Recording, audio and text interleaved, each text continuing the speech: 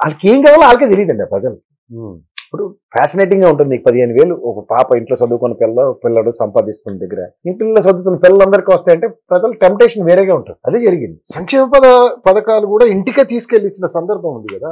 ఏం జరుగుబాటు అంత సుఖం లేదు. మన చిన్నప్పుడు తిరుగుతూ ఉంటారు కదా. అవును. మంచం పల్లెని తీసుకెళ్లి మంచం మీద కూర్చొని తిట్లు మర్చిపోతే ఇలాగ జరుగుబాటు అంత సుఖం లేదని అలవాటు పెడితే తర్వాత జరిగేది ఏంటో మనకు తెలుసు కదా. ఇన్విటబుల్ సిచ్యువేషన్ అండి. మీరు ఇప్పుడు రీసెంట్ పాస్ట్ లో కొన్ని డెవలప్మెంట్స్ చూడండి.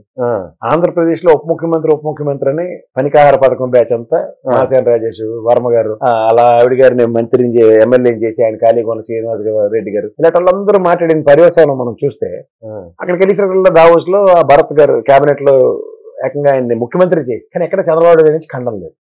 ఇది ఒక మొమెంటం అయినప్పుడు పవన్ కళ్యాణ్ గారు ఒక ఇండైరెక్ట్ వెర్షన్ లో స్తబ్దంగా ఉండడం కూడా చూసాం.